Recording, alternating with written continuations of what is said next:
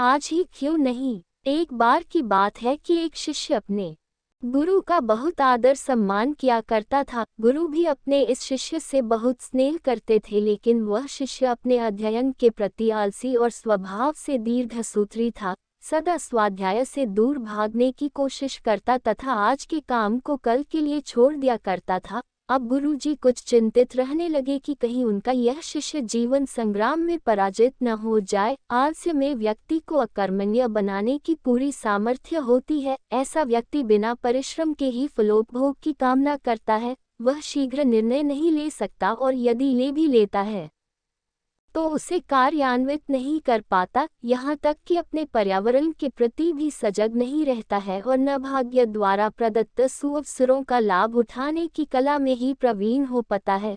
उन्होंने मन ही मन अपने शिष्य के कल्याण के लिए एक योजना बना ली। एक दिन एक काले पत्थर का एक टुकड़ा उसके हाथ में देते हुए गुरुजी ने कहा, मैं तुम्हें यह जादुई पत्थर का टुकड़ा 2 दिन के लिए देकर कहीं दूसरे गांव जा रहा हूँ। जिस भी लोहे की वस्तु को तुम इससे स्पर्श करोगे वह स्वर्ण में परिवर्तित हो जाएगी, पर याद रहे कि दूसरे दिन सूर्यास्त के पश्चात मैं इसे तुमसे वापस ले लूंगा। शिष्य इस सुअवसर को पाकर बड़ा प्रसन्न हुआ, लेकिन आलसी होने के कारण उसने अपना पहला दिन यह कल्पना करते करते बिता दिया कि जब उसके पास बहुत सारा स्वर्ण होगा तब वह कितना प्रसन्न, सुखी, समृद्ध और संतुष्ट रहेगा। इतने नौकर चाकर होंगे कि उसे पानी पीने के लिए भी नहीं उठाना पड़ेगा।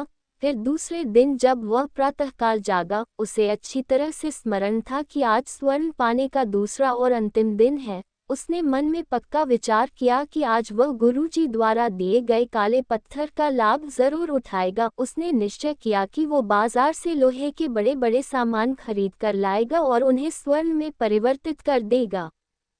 दिन बीतता गया, पर वह इसी सोच में बैठा रहा कि अभी तो बहुत समय है, कभी भी बाजार जाकर सामान लेता आएगा।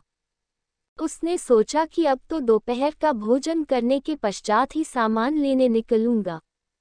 पर भोजन करने के बाद उसे विश्राम करने की आदत थी और उसने बजाय उठ के मेहनत करने की थोड़ी देर आराम करना उचित समझा।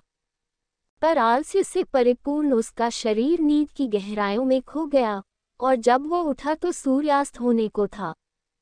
अब वह जल्दी जल्दी बाजार की तरफ भागने लगा, पर रास्ते में ही उसे गुरुजी मिल गए। उनको देखते ही वह उनके चरणों पर गिरकर उस जादुई पत्थर को एक दिन और अपने पास रखने के लिए याचना करने लगा, लेकिन गुरुजी नहीं माने और उस शिष्य का धनी होने का सपना चूर चूर हो गया। पर इस घटना की वजह से शिष्य को एक बहुत बड़ी सीख मिल गई। उसे अपने आलस्य पर पछतावा होने लगा। वह समझ गया कि आलस्य उसके जीवन के लिए एक अभिशाप है और उसने प्रण किया कि अब वो कभी भी काम से जी नहीं चुराएगा और एक कर्मठ, सजग और सक्रिय व्यक्ति बनकर दिखाएगा। मित्रों, जीवन में हर किसी को एक से बढ़कर एक अवसर मिलते हैं, पर कई लोग इन्हें बस अपने आलस्य के कारण गंवा देते हैं।